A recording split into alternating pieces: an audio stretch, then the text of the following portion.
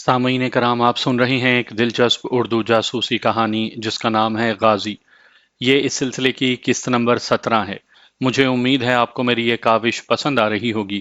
آپ نے اگر ابھی تک میرا چینل کہانی گھر سبسکرائب نہیں کیا تو ابھی میرے چینل کو سبسکرائب کر کے بیل نوٹیفیکیشن آن کر لیجئے تاکہ آنے والی ہر نئی کہانی کی اطلاع بر وقت آپ تک پہنچ سکے۔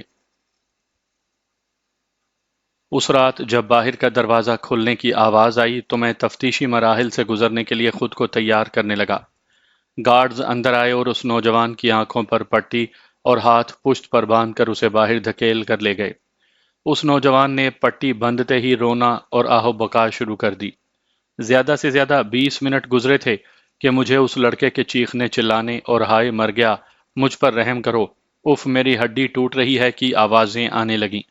ان آوازوں کے ساتھ ساتھ ہی مغلظات اور مار پیٹ کی آوازیں بھی آ رہی تھیں۔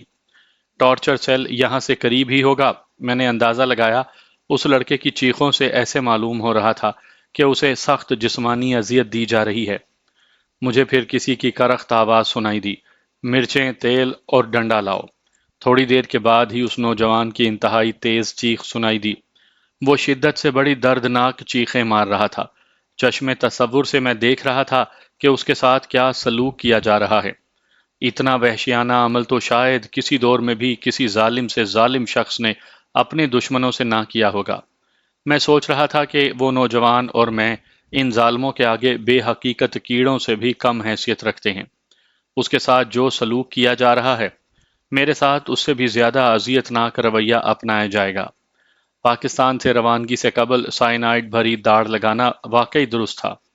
اس شرمناک اذیت اور ذلت سے بچنے کے لیے وہ داڑھ واقعی ان حالات میں نعمت ثابت ہوتی۔ اس نوجوان کی درد بھری چیخوں سے مجھے خاک نیند آنی تھی۔ اس کی چیخیں اچانک بند ہو گئیں۔ میں نے سوچا یا تو وہ مر گیا ہے اور یا کم از کم بے ہوش ہو گیا ہے۔ رات یوں ہی بیت گئی۔ فجر کے وقت 4 گارڈز اسے ہاتھوں اور ٹانگوں سے اٹھائے سیل میں اس کے بیڈ پر پھینک کر چلے گئے۔ ان کے جانے کے بعد میں نے اس کی نبض دیکھی۔ نبض بالکل نارمل تھی۔ وہ یقیناً بے ہوش تھا۔ اس کی طرف سے مطمئن ہو کر میں اپنے بیڈ پر چلا آیا اور میری بھی آنکھ لگ گئی۔ صبح 8 بجے کے قریب ہم دونوں کے لیے ناشتہ آیا۔ وہ تو بے ہوش تھا، میں نے ناشتہ زہر مار کر لیا۔ میں سوچ رہا تھا کہ اب عنقریب میری بھی ایسی ہی چیخیں شروع ہونے والی ہیں۔ میں نے اذیت اور تشدد سہنے کے لیے خود کو ایک حد تک تیار کر لیا تھا، لیکن جو شرمناک اذیت گزشتہ رات اس نوجوان کو دی گئی تھی، اس کا میں نے کبھی سوچا بھی نہیں تھا۔ اس نوجوان کے کپڑوں پر پرانے سوکھے خون کے دھبوں کے علاوہ نئے دھبے بھی لگے ہوئے تھے اور اس کے پاجامے کی آسن بھی خون سے لتھڑی ہوئی تھی۔ تیل، مرچیں اور ڈنڈا منگوانے کی آواز، نوجوان کی درد بھری انتہائی تیز چیخ اور خون سے بھری آسن سے صاف ظاہر ہوتا تھا کہ رات اس کے ساتھ کیا سلوک کیا گیا تھا۔ دوپہر کے قریب اسے ہوش آیا۔ پہلے کی طرح اس کی ناک اور کان سے نکلنے والا خون اس کے چہرے پر جمع ہوا تھا۔ میں نے اس کے چہرے سے خون صاف کیا اور اسے پانی پلایا۔ اس کے ہاتھوں پر بھی خون جمع ہوا تھا، اسے بھی صاف کیا۔ نوجوان تشکر بھری نگاہوں سے مجھے دیکھ رہا تھا۔ دوپہر کا کھانا آیا تو میرے بے حد مجبور کرنے پر اس نے کھانا کھایا۔ میں نے اسے کھانے کے بعد ایسپرو کی 2 گولیاں دیں۔ اس نے میرا شکریہ ادا کیا اور بولا، میرے ساتھ تو جو کچھ ہو رہا ہے میں سمجھتا ہوں کہ 2-4 دن سے زیادہ زندہ نہیں رہ پاؤں گا۔ میرے پاس تو ان ظالموں کو بتانے کے لیے کچھ ہے ہی نہیں۔ میں تو بھارتی فلمیں دیکھنے کے شوق میں مارا گیا۔ آپ میری حالت دیکھیں اور خود کو ان ظالموں کے ظلم سے بچانے کے لیے اگر کوئی بات نہیں بتائی تو وہ بھی بتا دیں۔ اس کی اس بات سے میں سوچ میں پڑ گیا کہ کل یہی شخص مجھ سے گڑ گڑا کر یہاں سے نکلنے اور تشدد سے بچنے کے لیے میری مدد طلب کر رہا تھا، اور آج مجھے نصیحت کر رہا ہے۔ میں نے اس کی بات کا کوئی جواب نہیں دیا اور اس کے سراپے کا جائزہ لینے لگا۔ مجھے گرفتار ہوئے 5 دن ہوئے تھے، جبکہ اس نوجوان کے مطابق اس کی گرفتاری کو آج 17-18 روز گزر چکے تھے، لیکن اس کی داڑھی میری داڑھی کی نصف کے برابر تھی۔ میں نے اس کے ہاتھوں اور پاؤں کے ناخنوں کو دیکھا تو وہ بھی بڑے ہوئے نہیں تھے۔ اس کے متعلق میرے دل میں کچھ شک سا پڑ گیا۔ میں نے اس شک کو مٹانے کے لیے اس سے پوچھا کہ وہ کتنا پڑھا ہوا ہے۔ اس نے جواب دیا کہ میٹرک پاس ہے۔ میرے پوچھنے پر اس نے بتایا کہ گورنمنٹ اسکول سے اس نے میٹرک پاس کیا ہے۔ میں نے اسے کہا کہ رنگ محل میں میری بھی عزیز داری ہے۔ میرے عزیزوں کے گھر تو رنگ محل حویلی کے پیچھے گلبرگ میں ہیں۔ اس کا گھر رنگ محل حویلی کے کس جانب ہے؟ وہ گھبرا گیا اور کہنے لگا، ہمارا گھر تو رنگ محل حویلی کے دائیں جانب ہے۔ میں نے سر کو ہلا کر گویا سمجھتے ہوئے کہا، تو تمہارا مطلب ہے کہ سمن آباد میں ہے؟ وہ بولا، جی ہاں، سمن آباد میں ہے۔ میں نے کہا، حویلی کے باہر دو جھومتے ہوئے ہاتھی دیکھے ہیں؟ کہنے لگا، جی ہاں، کئی بار، بلکہ میں نے تو انہیں ایک دو بار گنے بھی کھلائے تھے۔ رنگ محل لاہور میں تنگ بازاروں کا ایک مرکز ہے، اور وہاں کوئی رنگ محل حویلی نہیں ہے اور نہ ہی ہاتھی ہیں۔ گلبرگ اور سمن آباد لاہور کی نئی بستیاں ہیں جو رنگ محل سے 10 سے 15 کلومیٹر دور ہیں۔ اس نے رنگ محل حویلی، جھومنے والے ہاتھی اور سمن آباد کا کہہ کر میرے شک کو یقین میں بدل دیا۔ یہ نوجوان نہ تو پاکستانی تھا اور نہ ہی بارڈر پر پکڑا گیا تھا، بلکہ یہ ڈی ایم آئی کا بھیجا ہوا سٹول پیجن اور ڈی ایم آئی ہی کا کارندہ تھا۔ اس مصیبت کی گھڑی میں بھی میں نے ڈی ایم آئی کے شروع کیے ہوئے اس کھیل کو آگے بڑھانے کا فیصلہ کیا۔ سٹول پیجن کا اردو میں متبادل صحیح لفظ مجھے معلوم نہیں۔ یہ دشمن کا راز اگلوانے کے لیے ایک ہتھ کنڈا ہوتا ہے کہ اپنے ہی ایک آدمی کو سیل میں اصل ملزم کے ساتھ بند کر دیا جاتا ہے، اس کے جسم اور کپڑوں پر تشدد کی علامات بنائی جاتی ہیں، اور سیل کے قریب ہی اسے لے جا کر مصنوعی تشدد کیا جاتا ہے۔ وہ آدمی ایسی دردناک چیخیں مارتا ہے کہ سننے والوں کے دل دہل جائیں۔ اس کے دو مقاصد ہوتے ہیں، اول یہ کہ اصل ملزم سٹول پیجن پر ہونے والے تشدد اور اس کی حالت کو دیکھ کر گھبرا جائے، اس کے اعصاب ٹوٹ جائیں، اس کی قوت ارادی اور مدافعت کی طاقت ختم ہو جائے اور وہ اپنے متعلق سب کچھ بتا دے۔ دوم یہ کہ سٹول پیجن کو اپنی ہی طرح مصیبت میں گرفتار سمجھ کر اسے اپنا رازدار بنا لے اور اپنی اصلیت بتا دے۔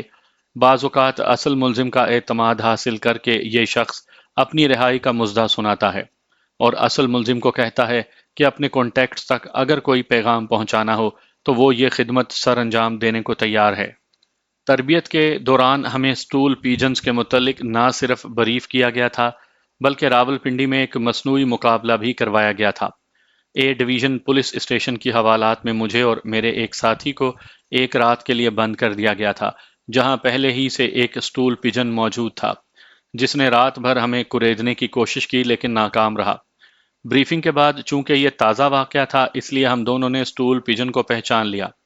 اب اس اچانک مصیبت اور بے چارگی کی حالت میں سٹول پیجن کی بھرپور اداکاری کی وجہ سے میں اسے فوری تو نہ پہچان سکا، لیکن اس کی داڑھی، ناخنوں اور لاہور میں رنگ محل کے متعلق اس کی معلومات نے اس کا بھانڈا پھوڑ دیا تھا۔ اسے بھی غالباً رنگ محل کے متعلق اپنی دی ہوئی معلومات پر خود ہی شک ہو گیا تھا۔ اس نے اسی میں عافیت سمجھی کہ اب سونے کا بہانہ کر کے میرے سوالات سے بچ جائے۔ رات کو پہلے مجھے سیل سے لے جایا گیا۔ تفتیشی ٹیم بھی غالباً اپنے بار بار کے دہرائے ہوئے سوالات اور میرے مسلسل ایک ہی جواب سے اکتا چکی تھی، اس لیے اس بار انہوں نے اپنے سوال جواب کا سلسلہ مختصر رکھا۔ ٹیم کے انچارج نے مجھے رخصت کرنے سے پہلے کہا، تم نے اپنے متعلق ہمیں جو کچھ بتایا ہے ہمیں اس پر بالکل یقین نہیں۔ ہم اب تمہارے اس وعدے پر کہ 20 جون کو تم پاکستانی ایجنٹ کو پکڑوا دو گے یقین کرتے ہوئے تمہاری اس تاریخ کا انتظار کریں گے۔ اگر اس روز بھی تم ناکام ہوئے تو ہم تمہیں دوسری ٹیم کے حوالے کرنے پر مجبور ہو جائیں گے۔ ہم تمہیں یقین دلاتے ہیں کہ دوسری ٹیم کا تمہارے ساتھ رویہ اتنا سخت ہوگا جس کا تمہیں ذرا بھی اندازہ نہیں۔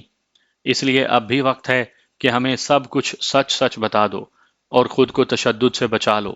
ہر انسان کی تشدد برداشت کرنے کی ایک حد ہوتی ہے، اور جب اسے اس حد سے آگے لے جایا جاتا ہے تو وہ سب کچھ بتا دیتا ہے۔ اس کی یہ بات سن کر مجھے میجر احسن شہید یاد آ گیا۔ تشدد کی کون سی حد تھی جس سے وہ نہ گزرا تھا، لیکن اس نے زبان نہ کھولی۔ ہوش میں ہوتے ہوئے بھی اس کے پاؤں کی انگلیاں اور پاؤں کاٹے گئے، اس کے بعد اس کے ہاتھوں کی انگلیاں اور ہاتھ کاٹے گئے، لیکن وہ مرد مومن یہ سب کچھ سہ گیا۔ جان دے دی لیکن زبان نہ کھولی۔ تفتیشی ٹیم نے جو کچھ کہا تھا وہ بالکل درست تھا۔ جب تک ایک ٹیم زبان کھلوانے میں مکمل طور پر ناکام نہ ہو جائے، ملزم کو دوسری ٹیم کے حوالے نہیں کیا جاتا۔ ملزم کی زبان کھلوانے سے ہی کسی تفتیشی ٹیم کی کارکردگی کو پرکھا جاتا ہے، اور کامیابی کی صورت میں سارا کریڈٹ اس ٹیم کو ہی ملتا ہے۔ 20 جون کو میرے تعاون کے وعدے سے موجودہ ٹیم کو مجھے اپنی تحویل میں رکھنے کا جواز مل گیا تھا۔ اس تاریخ کو اگر وہ ناکام ہو جاتے تو مجھے یقیناً کسی دوسری ٹیم کے سپرد کر دیا جاتا جس کے زبان کھلوانے کے اپنے حربے ہوتے۔ میں نے ٹیم کے انچارج کو مخاطب کرتے ہوئے کہا، سر، میں اپنے عدم تعاون کا انجام بخوبی جانتا ہوں۔ میرے سیل میں ایک جوان قیدی ہے جس کی حالت دیکھ کر اور رات کو تفتیشی ٹیم کی تفتیش کے دوران اس کی چیخوں سے مجھے بخوبی اندازہ ہو چکا ہے کہ میرے عدم تعاون کی صورت میں میرا کیا حشر کیا جائے گا۔ میں نے آپ سے 20 جون، اور اگر ایجنٹ اس روز نہ آیا تو 22 جون کو اسے پکڑوانے کا وعدہ کیا ہے۔ اگر 22 جون کو بھی میں ناکام ہوا تو آپ بے شک میرا جو حشر کریں، مجھے آپ سے کوئی گلہ نہ ہوگا، بلکہ میں اسے اپنے مقدر کا لکھا سمجھ کر قبول کروں گا۔ ٹیم کے انچارج نے اپنے رویے میں لچک پیدا کرتے ہوئے کہا، پاکستان سے آنے والی ڈاک میں بھارتی کرنسی بھی بھیجی گئی تھی۔ تمہارے کہنے کے مطابق 20 جون کو 8 بجے تمہارے کپڑے، گھڑی اور سبز رومال تمہیں مل جائے گا۔ روانگی کے وقت 5,000 روپیہ بھی تمہیں ایجنٹ کو دینے کے لیے دیا جائے گا۔ تم بظاہر ہماری حراست میں نہیں ہوگے، لیکن سویلین لباس میں ہمارے درجنوں جوانوں نے تمہیں چاروں طرف سے گھیر رکھا ہوگا، اس لیے وہاں سے بھاگنے کی کوشش کا سوچنا بھی نہیں۔ تم نے اگر یہ حماقت کی تو ہم تمہارا وہ حشر کریں گے کہ تم اپنے لیے موت مانگو گے، لیکن تمہیں موت بھی نہیں ملے گی۔ ہم تمہیں سبزی منڈی اسٹیشن پر لے جا کر کوئی رسک نہیں لے رہے، وہاں پر تم آزاد ہونے کے باوجود بالکل اسی طرح ہماری حراست میں رہو گے جیسے اس کمرے میں ہو۔ اگر آزمانا چاہتے ہو تو سامنے دروازہ ہے، وہاں سے نکل کر فرار ہونے کی کوشش کرو۔ ہم میں سے کوئی بھی نہ تو اپنی کرسی سے اٹھے گا اور نہ ہی گارڈز کو پکارے گا۔ دروازے سے باہر نکلتے ہی تمہارا جو حشر ہوگا اس کا تم اندازہ بھی نہیں لگا سکتے، اور اس حماقت کی کلیتاً ذمہ داری تمہاری ہوگی۔ میں نے انہیں یقین دلایا کہ ایسی کوئی بات نہیں ہوگی۔ اس گفتگو کے بعد ٹیم نے مجھے سیل میں بھیج دیا۔ مجھے سیل میں لایا گیا تو اسٹول پجن وہاں نہیں تھا۔ صبح کے قریب اسے واپس لایا گیا۔ اس بار پھر اس کے کپڑے خون میں لتھڑے ہوئے تھے اور وہ کرا رہا تھا۔ مجھے چونکہ اس کی اصلیت کا یقین ہو چکا تھا، اس لیے میں نے اس کا کوئی نوٹس نہیں لیا۔ میں نے سوچا کہ میرے ساتھ جو ہونا ہے اسے تو میں روک نہیں سکتا، اس دوران اس ڈرامے کا لطف ہی اٹھایا جائے۔ در حقیقت میں نے فرار کا جو منصوبہ بنایا تھا، میں اپنی پوری توجہ اس پر مرتکز کیے ہوئے تھا۔ فرار میں ناکامی اور تشدد کے متعلق میں نے سوچنا ہی چھوڑ دیا تھا۔ زبان تو میں نے کسی حالت بھی کھولنی نہیں تھی۔ میرا جو حشر ہونا تھا اسے سوچ کر ہی بار بار مرنے سے کیا فائدہ؟ زندگی کسے عزیز نہیں ہوتی؟ مجھے بھی اپنی زندگی عزیز تھی، اپنے گھر والوں سے بھی بڑی محبت تھی، لیکن بھارتی بارڈر کراس کرتے ہی میں نے اپنی اس کمزوریوں کو پس پشت ڈال دیا تھا۔ یقیناً یہی حالت میرے ساتھیوں کی بھی تھی۔ ہم نے بھارت میں قیام کے دوران سینکڑوں گھنٹے اکٹھے گزارے تھے، لیکن میں پورے یقین سے کہہ سکتا ہوں کہ اس تمام عرصے میں کبھی ایک بار بھی کسی نے اپنے اہل خانہ کا نہ تو ذکر کیا اور نہ ہی انہیں یاد کیا تھا۔ زندگی سے پیار کیا ہوتا ہے اسے ہم بھول چکے تھے۔ خطرناک سے خطرناک مشن پر جانے کے لیے قدم پیچھے کرنا تو دور کی بات ہے۔ سب نے بڑھ چڑھ کر اس مشن پر جانے کی ضد اور خود کو مشن کے لیے موزوں ترین قرار دینے کی کوشش کی تھی۔ اس کی وجہ یہ تھی کہ ہم پانچوں، جن میں صرف میں سیویلین تھا اور میرے چاروں ساتھی سروسز کے باقاعدہ ملازم تھے، انہوں نے خود بھارت جانے اور خطرناک مشن سر انجام دینے کے لیے والنٹیئر کیا تھا۔ ہم میں سے کسی کو بھی زبردستی بھارت نہیں بھیجا گیا تھا، اور ہم سب اس دشمن ملک میں تنگ نظر ظالموں کے ہاتھوں گرفتاری کی صورت میں اپنے ساتھ ہونے والے بدترین تشدد سے بھی واقف تھے۔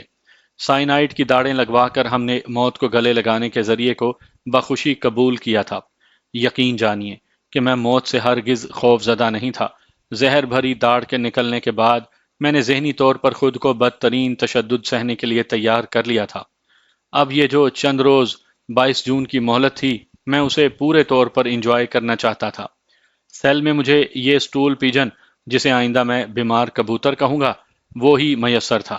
چنانچہ میں نے اسی کے ساتھ اپنے باقی ماندہ وقت کو خوشگوار بنانے کا فیصلہ کیا۔ میں نے دوپہر کے کھانے کے لیے بھی اسے نہ اٹھایا اور نہ ہی اس کے چہرے سے خون وغیرہ صاف کیا۔ جب سورج غروب ہونے تک میری طرف سے کوئی پیش رفت نہ ہوئی تو وہ خود ہی کراہتا ہوا اٹھ بیٹھا۔ دوپہر کے کھانے کے برتن اٹھانے کے لیے جب گارڈز آئے تو میں نے اس کے لیے بھیجا گیا کھانا بھی واپس کر دیا تھا اور گارڈز کو کہا تھا کہ یہ تو بے ہوش ہے، اس لیے اس کا کھانا واپس لے جائیں۔ بیمار کبوتر نے مجھ سے کھانے کے متعلق پوچھا تو میں نے کہا کہ تم اس وقت بے ہوش تھے۔ سارا دن کھانے پر مکھیاں بھن بھناتی رہتی ہیں، اس لیے میں نے تمہارا کھانا واپس بھیج دیا۔ وہ جوان تھا اور جوانی میں نسبتاً بھوک زیادہ لگتی ہے۔ صبح کا ناشتہ بھی اس نے نہیں کیا تھا۔ اس کے چہرے پر بھوک کے آثار تھے اور اسے کراہیں بھرنے اور ہائے وائے کرنے کی مسلسل ایکٹنگ بھی کرنی تھی۔ اس کے علاوہ اس کو ڈیوٹی سونپی گئی تھی کہ مجھ سے ہمدردی کے پردے میں کچھ راز اگلوا لے۔ اپنے کراہنے اور 2 روز مجھ سے چہرے پر جمے خون کو صاف کروانے کے سوا اسے کوئی کامیابی نہیں ہوئی تھی۔ بھوک کی شدت کی وجہ سے وہ خاصا بے چین دکھائی دیتا تھا۔ وہ خود ہی اٹھ کر باتھ روم میں گیا اور خود ہی چہرے اور ہاتھوں کو دھویا۔ میں سگریٹ سلگائے بستر پر نیم دراز کبھی کبھی اسے دیکھ لیتا تھا۔ میری خاموشی اب اس کے لیے ناقابل برداشت ہو چکی تھی۔ مجھے مخاطب کر کے بولا، صاحب آپ نے کیا سوچا ہے؟ میں نے پوچھا کہ کس بات کے متعلق؟ کہنے لگا کہ ان ظالموں کے ہاتھوں ظلم سے بچنے کے بارے میں۔ میں نے کہا، یہاں تم اپنی فکر کرو اور اپنے بچاؤ کے متعلق سوچو، میرے اوپر ہونے والے ظلم کی فکر میں کیوں گھلے جاتے ہو؟ کہنے لگا، میں نے تو اس لیے پوچھا تھا کہ میری حالت تو آپ دیکھ رہے ہیں، کس بری طرح سے مجھے ادھیڑ کر رکھ دیا گیا ہے۔ آپ تو بچ جائیں ان کے ظلم سے۔ میں نے پوچھا، کیسے بچ جاؤں؟ کہنے لگا، جو کچھ وہ پوچھتے ہیں انہیں صاف صاف بتا دیں۔ تم کیوں نہیں صاف صاف بتا کر ان کے ظلم سے بچ جاتے؟ میں نے جواباً سوال کیا۔ کہنے لگا، میں نے انہیں سب کچھ بالکل سچ بتا دیا ہے اور مزید بتانے کے لیے میرے پاس کچھ ہے ہی نہیں۔ میں نے کہا، میں نے بھی انہیں سب سچ بتا دیا ہے اور میرے پاس بھی انہیں بتانے کے لیے مزید کچھ نہیں۔ میں نہیں جانتا کہ جب تم نے سب کچھ بتا دیا ہے پھر بھی ہر روز وہ تمہارے ساتھ اتنا برا سلوک کیوں کرتے ہیں؟ یقیناً انہیں تمہارے متعلق یہ یقین ہو چکا ہے کہ تم کچھ چھپا رہے ہو اور اسے ہی اگلوانے کے لیے وہ تم پر تشدد کرتے ہیں۔ تم اپنے بچنے کی تدبیر کرو، میرا اللہ مالک ہے، میری فکر نہ کرو۔ یہ کہہ کر میں نے آنکھیں موند لیں۔ گرمی سے برا حال ہو رہا تھا، پنکھے کی ہوا اتنی گرم تھی کہ لو بھی اس کے سامنے مان تھی۔ نل کا پانی اتنا گرم تھا کہ پانی میں انڈا ڈال دیں تو یقیناً ابل جاتا۔ طبیعت پہلے ہی بیزار ہو رہی تھی، اس پر بیمار کبوتر کے سوالات۔ وہ مجھے سچ بولنے کی نصیحتیں کرنے لگا، لیکن میں نے اس کی بات کا جواب نہیں دیا۔ جب وہ خاموش نہ ہوا تو میں نے تنگ آ کر کہا، دیکھو، یا تو خاموش ہو جاؤ اور اگر بولنا چاہتے ہو تو مجھے رنگ محل کی حویلی کے متعلق بتاؤ۔ میں کبھی کبھار اس طرف جاتا تھا، لیکن تم تو وہاں کے رہنے والے ہو، ہاتھیوں کو گنے بھی کھلاتے رہے ہو، تمہاری معلومات تو بہت زیادہ ہوں گی۔ مجھے اس حویلی کے متعلق بتاؤ۔ اب تو جناب اسے ایسی چپ لگی کہ رات کا کھانا بھی اس نے خاموشی سے کھایا۔ نصف شب کے قریب گارڈز اسے لے گئے اور صبح اسے خون سے لتھڑا چھوڑ گئے۔ رات کو اس کی چیخوں اور آہ و بکا کی آوازیں بھی آتی رہیں۔ مجھے 20 جون بلکہ 22 جون تک کی مہلت مل چکی تھی، لہٰذا میں ان تاریخوں تک تفتیشی ٹیم کے سوالات سے بھی بچ گیا تھا۔ رات کے پچھلے پہر جب گرمی کی شدت میں کچھ کمی ہوئی تو میں سو گیا۔ سورج طلوع ہونے کے قریب تھا کہ پے در پے 3 خوفناک دھماکے ہوئے۔ میں ہڑبڑا کر اٹھ بیٹھا۔ میرے اندازے کے مطابق تینوں دھماکے میرے سیل سے قریباً 100 میٹر دور اور 1 منٹ کے اندر ہوئے تھے۔ چار دیواری کے باعث باہر تو میں دیکھ نہیں سکتا تھا۔ دھماکوں کے 3-4 منٹ کے بعد سیٹیاں بجنے اور بھاگ دوڑ کی آوازیں آنے لگیں۔ اونچی آواز میں احکامات دیے جا رہے تھے۔ تھوڑی دیر کے بعد ہی جیپوں کے ایک طرف جانے کی آواز آئی اور ان کے بعد ایمبولنس اپنے مخصوص ہوٹر بجاتی گزر گئیں۔ ہر طرف ایک شور مچا ہوا تھا۔ کچھ سمجھ میں نہیں آتا تھا کہ کیا ہوا ہے۔ کانوں کے پردے پھاڑنے والی آواز سے تو لگتا تھا کہ یہ بموں کے دھماکے تھے، اور ایمبولنسوں کی آمد سے اندازہ ہوتا تھا کہ جانی نقصان بھی ہوا ہے۔ بیمار کبوتر بھی حیران و پریشان تھا۔ سارا دن اسی شور شرابے میں گزر گیا۔ ہمیں صبح کا ناشتہ اور دوپہر کا کھانا بھی نہ دیا گیا۔ رات کا کھانا لانے والوں کے ساتھ 2 مسلح فوجی بھی تھے، جنہوں نے سیل کا دروازہ کھلتے وقت ہماری طرف گنیں تان لی۔ میں تو خاموش رہا، لیکن بیمار کبوتر نے کھانا لانے والوں سے پوچھا کہ صبح کس چیز کے دھماکے ہوئے تھے۔ انہوں نے کوئی جواب نہیں دیا۔ رات کو 10-11 بجے گارڈز آ پہنچے۔ انہوں نے میری آنکھوں پر پٹی باندھی اور مجھے پہلے والے سنگل بیڈ سیل میں منتقل کر دیا گیا۔ اس کے بعد بیمار کبوتر کو میں نے کبھی نہیں دیکھا۔ تسلسل کو قائم رکھنے کے لیے عرض ہے کہ میں جب فرار ہو کر اپنے ساتھیوں کے پاس گیا تو مجھے معلوم ہوا کہ تینوں دھماکے چھتا لال میاں میں بشیر کی گیراج میں جمع ہونے والے لڑکوں نے کیے تھے۔ میرے ساتھیوں نے بتایا کہ میری گرفتاری کے بعد انہوں نے وائرلیس پر پاکستان سے رابطہ کیا اور انہیں میرے متعلق بتایا تھا۔ پاکستان سے انہیں سختی سے ہدایت کی گئی تھی کہ وہ اپنی تمام سرگرمیاں بالکل معطل کر دیں اور میری تلاش کا ہرگز کوئی رسک نہ لیں۔ ویٹ اینڈ سی ان کے دیے گئے احکام کا لب لباب تھا۔ میرے ساتھیوں نے احکام پر حرف با حرف عمل کیا، لیکن لڑکوں کو تمام واقعہ بتا دیا۔ میری گرفتاری کا سن کر لڑکے بہت مشتعل ہو چکے تھے۔ انہوں نے میرے ساتھیوں سے مل کر میرا سراغ لگانے اور مجھے چھڑوانے کا پروگرام بنانا چاہا، لیکن میرے ساتھیوں نے باوجود شدید خواہش کے پاکستان سے ملے ہوئے احکام کے پیش نظر اپنی مجبوری بتائی اور معذرت کر لی۔ اب لڑکوں نے اپنے طور پر میرا کھوج لگانا چاہا۔ وہ چند ماہ پہلے ریٹائر ہونے والے ایک مسلمان فوجی سے ملے جس نے انہیں بتایا کہ اس طرح گرفتاری کا عمل صرف ڈی ایم آئی والے ہی کرتے ہیں۔ اس سابق فوجی نے لڑکوں کو دہلی میں D M I head quarters کا محل وقوع بھی بتا دیا۔ وہ خود کبھی ہیڈ کوارٹرز کے اندر نہیں گیا تھا۔ اندر کی معلومات حاصل کرنے کے لیے لڑکوں نے گیراج میں مرمت کے لیے آئی ایک گاڑی لی اور بعد دوپہر ہیڈ کوارٹر کے باہر کھڑے ہو گئے۔ جب اسٹاف چھٹی کے بعد باہر نکلا تو انہوں نے ہیڈ کوارٹرز کے ایک باوردی آدمی کو اغوا کر لیا اور گیراج میں لے آئے۔ تھوڑے سے تشدد کے بعد ہی اس نے ہیڈ کوارٹر کا پورا نقشہ اور زیر زمین سیلز کے علاوہ زمین پر بنے ہوئے سیلوں کی تفصیل بھی بتا دی۔ میرے متعلق اسے بھی کچھ علم نہیں تھا۔ ساتھیوں کے بقول لڑکوں نے اس فوجی کی وردی اتروا کر اسے دھوتی قمیص پہنا دی اور شاہدرہ کی طرف ایک سنسان جگہ پر لے گئے اور اس کی گردن پر خنجر رکھ کر اس سے میرے متعلق پوچھا، لیکن وہ کچھ نہ بتا سکا۔ اس فوجی کا زندہ رہنا میرے علاوہ میرے ساتھیوں، لڑکوں، عارف اور نذیر سب کے لیے خطرناک تھا۔ اس لیے ایک لڑکے نے اسے خنجر سے ہلاک کر دیا اور اس کی لاش پر مٹی کا تیل ڈال کر آگ لگا دی تاکہ شناخت کے قابل نہ رہے۔ لڑکوں کا لیڈر اب کیسر تھا جس نے گورکھپور کے مشن کو میرے نمبر 2 کے ساتھ پورا کیا تھا۔ انہوں نے عارف کے پاس میرے رکھوائے ہوئے سامان میں سے 3 ٹائم بم اور 6 پسٹل اور گولیاں لی۔ انہوں نے نقشے کے مطابق ڈی ایم آئی کی اس دیوار کو نشانہ بنانا تھا جو سیلز سے قریب تر تھی۔ بیرونی دیواریں اونچی تھیں اور ان پر خاردار تاروں کی باڑ لگی ہوئی تھی، اس لیے باہر سے اندر کی کوئی چیز دکھائی نہیں دیتی تھی۔ حملے میں 2 گاڑیاں استعمال کی گئیں۔ علل صبح جب سڑکوں پر ٹریفک نہیں ہوتی اس وقت حملے کا پروگرام بنایا گیا۔ ایک بم بیرونی دیوار کے ساتھ چسپاں کر دیا گیا جبکہ 2 بم اندر پھینکے گئے۔ دیوار والے بم سے دیوار میں خاصا بڑا شگاف پڑ گیا جبکہ اندر پھینکے گئے بم D M I head quarters میں رہائشی فوجیوں کی بیرکوں پر گرے۔ لڑکوں کو شاید اس ہیڈ کوارٹرز کی عددی نفری کا علم نہیں تھا۔ صرف 9 لڑکے سینکڑوں فوجیوں اور ان کے جدید اسلحے کا اپنے دیسی پستولوں سے مقابلہ کرنے نکلے تھے۔ دیوار کے شگاف سے جب انہوں نے اندر جھانکا تو انہیں مختلف عمارتوں اور بیرکوں کے ہجوم میں سیل دکھائی نہ دیے۔ دھماکوں کے فوری بعد ہی سیٹیاں بجنے اور چیخو پکار کا سلسلہ شروع ہو گیا تھا، اور اب وہاں لڑکوں کا ٹھہرنا صریحاً بے وقوفی اور بغیر کسی فائدے کے خودکشی کے مترادف تھا۔ لہٰذا لڑکے جانیں بچا کر قریب ہی کھڑی دونوں گاڑیوں میں بھاگ آئے۔ صحیح علم تو کسی کو نہیں تھا، لیکن قیاس تھا کہ بیرکوں پر بموں کے پھٹنے سے 8 سے زیادہ فوجی ہلاک اور 20 زخمی ہو گئے تھے۔ ان دھماکوں کے بعد شہر کی سختی سے ناکہ بندی کر دی گئی اور جگہ جگہ تلاشی کا سلسلہ شروع ہو گیا، لیکن اللہ پاک کے رحم و کرم سے لڑکے اور ساتھی بالکل محفوظ رہے۔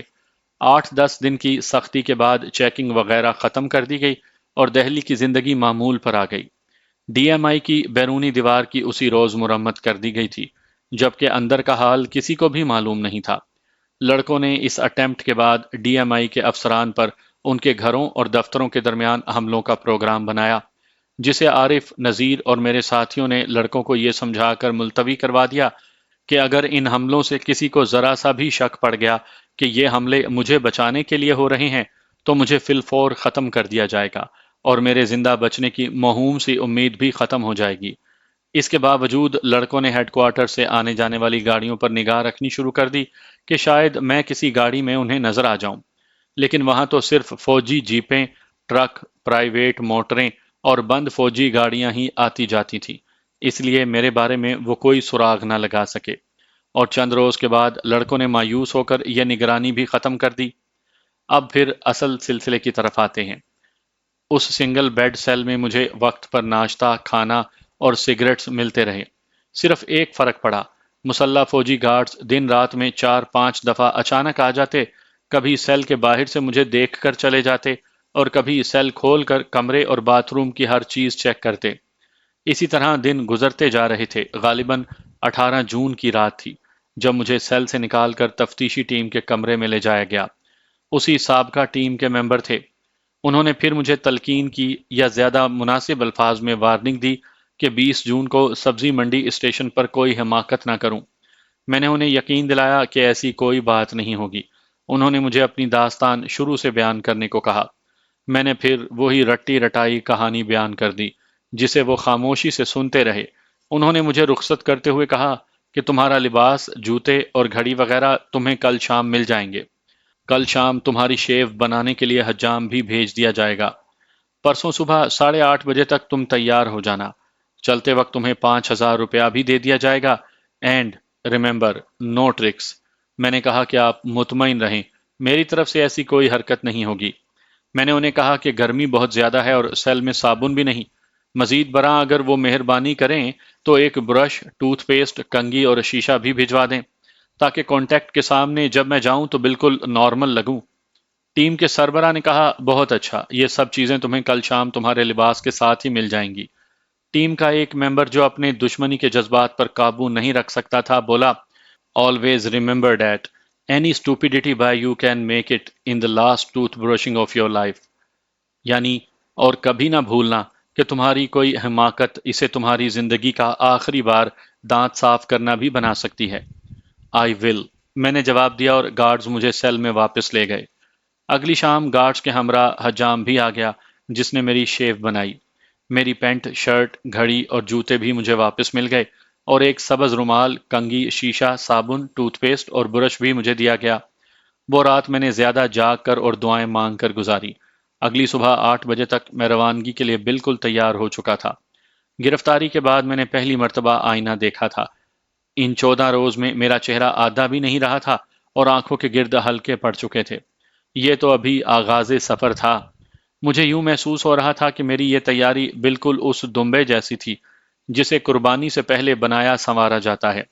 ٹھیک 9 بجے گارڈز آ گئے اور میری آنکھوں پر پٹی باندھ کر مجھے باہر لے گئے۔ تقریباً 100 قدم کے فاصلے پر مجھے ایک گاڑی میں بٹھا کر پٹی کھول دی گئی۔ یہ بالکل بند گاڑی تھی جس کی چھت پر بلب جل رہے تھے۔ گاڑی میں میرے ساتھ سویلین لباس میں 2 گارڈز بیٹھے تھے جن کی قمیضوں کے اندر سے ریوالور جھانک رہے تھے۔ پون گھنٹہ چلنے کے بعد گاڑی رکی، باہر کا دروازہ کھلا، پہلے گارڈز نیچے اترے اور پھر مجھے نیچے اترنے کو کہا گیا۔ گاڑی میں سوار ہونے کے بعد ایک گارڈ نے مجھے نوٹوں کی ایک گڈی تھمائی اور کہا، یہ 5,000 ہیں۔ گڈی میں نے پینٹ کی جیب میں ڈال لی تھی جس سے جیب خاصی پھول گئی۔ گاڑی بند ہونے کی وجہ سے ہم تینوں پسینے سے شرابور ہو رہے تھے۔ گاڑی سے نیچے اترتے ہوئے وہ گڈی میری جیب سے نکل کر نیچے گر پڑی۔ میں اسے اٹھانے کے لیے نیچے جھکا اور جوں ہی سیدھا ہوا تو دیکھا کہ دونوں گارڈز مجھ سے 15 قدم سے زیادہ دور جا چکے ہیں اور میں اپنے کانٹیکٹ کو پکڑوانے کے لیے آزاد تھا۔ میں نے ادھر ادھر دیکھا۔ فوجی کٹ بالوں اور سویلین لباس پہنے ہوئے 20 افراد نے مجھے ایک وسیع حصار میں لے رکھا تھا۔ میں پلیٹ فارم کی جانب چل پڑا۔ پلیٹ فارم کے اندر بھی داخلے کے دروازے کے دونوں اطراف اسی طرح کے لوگ دکھائی دیے۔ میں نے سست روی سے اوور ہیڈ برج کی طرف بڑھنا شروع کیا۔ کانٹیکٹ سے ملنا تو فرضی کہانی تھی، میں تو اپنے فرار کے لیے لوپ ہول تلاش کر رہا تھا۔ اوور ہیڈ کی سیڑھیاں چڑھتے ہوئے میں نے دانستہ لنگڑانا شروع کر دیا اور پل کی ریلنگ کو تھام کر آہستہ آہستہ اوپر جانے لگا۔ مجھے یقین تھا کہ اس وقت سینکڑوں نگاہیں مجھ پر مرکوز ہوں گی۔ برج پر لوگوں کی آمد و رفت جاری تھی۔ پل کے تقریباً درمیان میں پہنچ کر میں ریلنگ کا سہارا لے کر کھڑا ہو گیا۔ پل کے دونوں اطراف ڈی ایم آئی کے آدمی نظر آ رہے تھے۔ انہوں نے اتنا مکمل انتظام کیا ہوا تھا کہ لوپ لائنوں پر کھڑے خالی چھکڑوں پر بھی ان کے آدمی کھڑے تھے۔ کچھ دیر پل کے اوپر انتظار کرنے کے بعد میں نے پل کے دوسری جانب چلنا شروع کر دیا۔ اس طرف کی سیڑھیاں ابھی آدھی ہی اترا ہوں گا کہ نیچے سے 3 آدمی چھلانگے مارتے میری طرف آئے۔ ایک سرگوشی میں بولا، اس طرف نیچے جانے کی اجازت نہیں۔ میں نے اسے کہا، پل سے اتر کر سڑک پر دیکھنا چاہتا ہوں، کہیں مطلوبہ آدمی آپ لوگوں کے فوجی کٹ بال دیکھ کر واپس ہی نہ چلا جائے۔ وہ تذبذب میں پڑ گئے اور میں نے نیچے اترنا شروع کر دیا۔ پل سے اتر کر میں 10-15 منٹ سڑک کے دونوں اطراف دیکھتا رہا۔ اس دوران 3 ٹرک سبزی منڈی کو جاتے دکھائی دیے۔ سڑک تنگ تھی اور لوپ لائنوں کے بالمقابل آتی ہوئی پل کے بالکل قریب سے 90 درجے کا زاویہ بناتے ہوئے سبزی منڈی کی مین روڈ سے جا ملتی تھی۔ اس موڑ پر ٹرک آ کر اپنی رفتار بہت آہستہ کر لیتے تھے۔ ڈی ایم آئی کی گاڑیاں اور دوسری طرف پلیٹ فارم کی جانب کھڑی تھیں کیونکہ اس طرف پارکنگ کی کوئی جگہ نہیں تھی۔ مجھے بھاگنے کا ایک ہی راستہ دکھائی دیتا تھا کہ کسی ٹرک کے پیچھے لٹکتی زنجیروں کو تھام کر مین روڈ تک پہنچ جاؤں اور وہاں کے رش میں گم ہو جاؤں۔ میں اس وقت بھی یہ کوشش کر سکتا تھا، لیکن دشواری یہ تھی کہ تینوں پہرے دار سائے کی طرح میرے بالکل پیچھے کھڑے تھے ان کے اس قدر قریب ہوتے ہوئے میرے لیے اس طرح بھاگ نکلنا ناممکن تھا۔ میں نے چند منٹ مزید اپنے منصوبے کا جائزہ لیا اور واپس پل کی سیڑھیوں کی جانب چل پڑا۔ 15 منٹ سے زیادہ میں نے پل کراس کرنے میں لگا دیے۔ پلیٹ فارم پر آ کر میں نے ہندو مسلم پانی کے مسلم گھڑوں سے پانی پیا، بک اسٹال پر کچھ رسالوں کی ورق گردانی کی، اور پھر پلیٹ فارم پر ایک جانب سے دوسری جانب ٹہلنا شروع کر دیا۔ جب 11 سے چند منٹ اوپر ہو گئے تو میں نے کلائی سے سبز رومال اتار کر جیب میں رکھ لیا اور پلیٹ فارم کے باہر آ گیا۔ میرے باہر نکلتے ہی 2 آدمی گاڑیوں کی طرف گئے اور بند گاڑی لے کر آ گئے۔ انہوں نے دروازہ کھولا تو میں گاڑی میں بیٹھ گیا۔ وہ دونوں بھی میرے ساتھ ہی آ بیٹھے۔ جب وہ میری آنکھوں پر پٹی باندھنے لگے تو میں نے انہیں کہا کہ آپ تفتیشی ٹیم کے انچارج کو کہہ دیں کہ آج میں ان سے لازماً ملنا چاہتا ہوں۔ مجھے سیل میں چھوڑ کر وہ دونوں چلے گئے۔ رات تقریباً 10 بجے تفتیشی ٹیم کا انچارج میرے سیل میں آیا۔ میں نے اسے 5,000 روپے اور اپنی گھڑی واپس دی اور کہا کہ اگر آئندہ بھی آپ نے اپنے فوجی ہیئر کٹ والے آدمی چاروں طرف پھیلا دینے ہیں تو پھر 22 جون کو جانے کا کوئی فائدہ نہیں۔ میرا کانٹیکٹ کوئی احمق نہیں ہے جو فوجی کٹ کے اتنے لوگوں کو دیکھ کر چونک نہ جائے۔ نامعلوم آج بھی وہ آیا ہو اور خطرے کی بو سونگ کر واپس چلا گیا ہو۔ اب میرے پاس صرف 22 جون کا موقع ہے کہ کانٹیکٹ کو پکڑوا سکوں، لیکن اس کے لیے آپ کو اپنے آدمی کی تعداد کو ایک تو کم کرنا چاہیے اور دوسرے انہیں کہیں کہ مجھ سے دور دور رہیں۔ پلیٹ فارم سے بھاگنے کے 4 امکانی راستے ہیں، 1 گھنٹہ چوک کی طرف، دوسرا اور تیسرا پلیٹ فارم کے دونوں جانب، اور چوتھا سبزی منڈی والی سڑک۔ اگر آپ کو مجھ پر یقین نہیں ہے تو ان چاروں راستوں پر اپنے آدمی کھڑے کر دیں، لیکن مجھ سے خاصے فاصلے پر۔ ریلوے کے مال کے ڈبوں پر بھی آپ کے آدمی کھڑے تھے اور مجھے پلیٹ فارم کے عین سامنے آپ کی بند گاڑی سے اتارا گیا۔ اگر میرا کانٹیکٹ اس وقت پلیٹ فارم کے گیٹ پر کھڑا ہوتا تو آپ کیا توقع کرتے تھے کہ وہ مجھ سے ملتا یا فوراً ہی غائب ہو جاتا؟ ٹیم کا انچارج میری ساری باتیں خاموشی سے سنتا رہا۔ کچھ دیر خاموش رہنے کے بعد وہ بولا، ٹھیک ہے، پرسوں تمہیں آدھے راستے سے ہی ٹیکسی میں بٹھا دیا جائے گا، جس کا ڈرائیور ہمارا اپنا آدمی ہوگا۔ ہمارے نگرانی کرنے والے پوشیدہ جگہوں پر کھڑے ہوں گے اور تمہیں پلیٹ فارم، اوور ہیڈ برج اور سڑک پر جانے کی بھی اجازت ہوگی۔ تمہارا پیچھا صرف 1-2 افراد ہی کریں گے جن کے ہیئر کٹ فوجی نہیں ہوں گے۔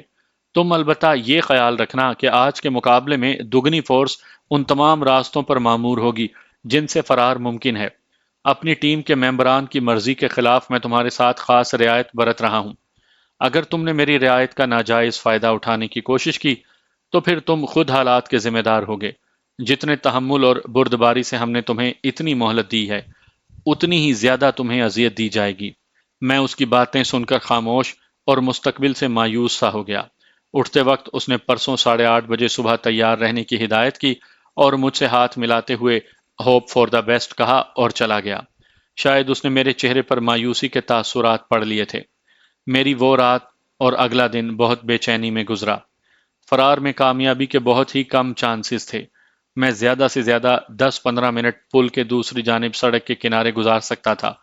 اس دوران کسی ٹرک کا اس سڑک پر آنا اور میرا نگرانوں کا حصار توڑ کر ٹرک کے پیچھے لٹکنا اور مین روڈ پر ٹرک کو چھوڑ کر عوام کے رش میں غائب ہو جانا، اور اس تمام عمل کے دوران نگرانوں کا مجھے پکڑنے میں کامیاب نہ ہونا، کسی من گھڑت افسانے میں کسی سپر مین کے لیے تو بہت معمولی سی بات ہے، لیکن ایک نارمل انسان کے لیے عملی طور پر اس کامیابی کے بہت ہی کم مواقع تھے۔ 22 جون میری دانست میں میرے لیے آخری موقع تھا جس میں کامیابی کا صرف 5% اور نگرانوں کی گولیوں سے مر کر تشدد سے بچنے کا 95% چانس تھا، اور اسی لیے میں اس موقع کو ہرگز گنوانا نہیں چاہتا تھا۔ گرفتاری کے باعث میں پاکستان کے لیے اس وجہ سے بھی بیکار ہو چکا تھا کہ مزید کوئی مشن نہیں کر سکتا تھا۔ میری درجنوں تصویریں اتاری جا چکی تھیں، میری کور سٹوری ختم ہو چکی تھی، اور میں اپنے محکمے کے لیے ایک عضو بیکار بن چکا تھا۔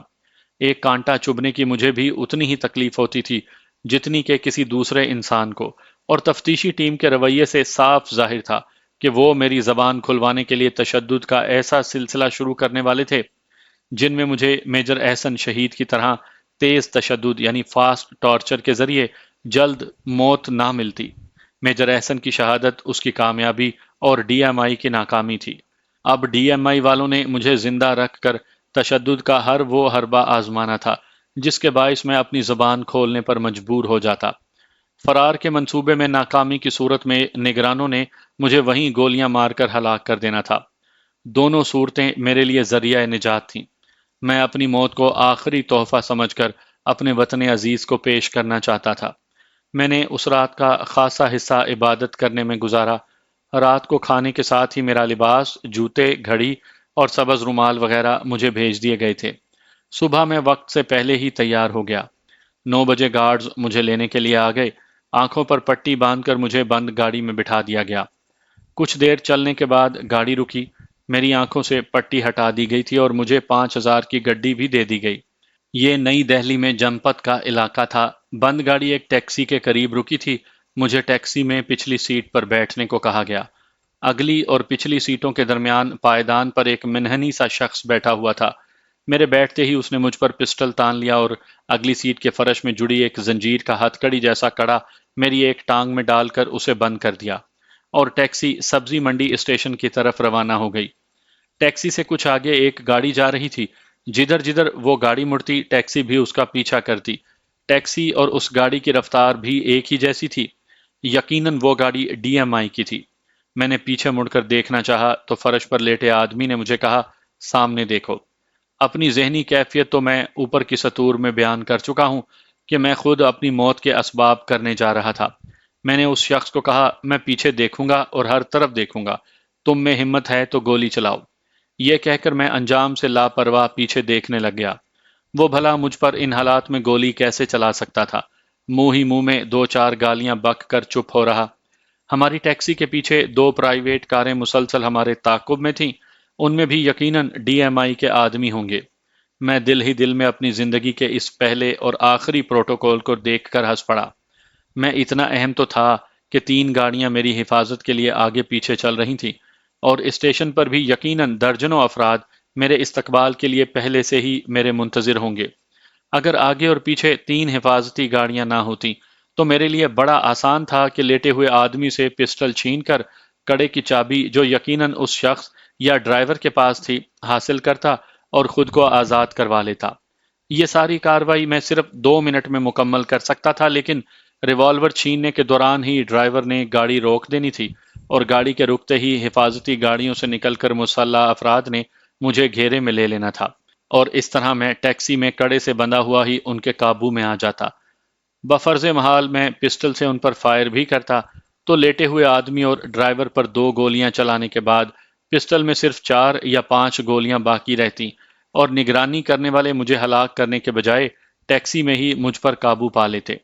میں یہ بھی تسلیم کرتا ہوں کہ ذہنی تناؤ کے باعث میں فوری طور پر اس منصوبے پر عمل کرنے سے قاصر رہا، یا قدرت کو ہی منظور نہیں تھا کہ مجھے رتبہ شہادت سے نوازتی، اور ابھی کڑے امتحانوں سے گزرنا میرا مقدر تھا۔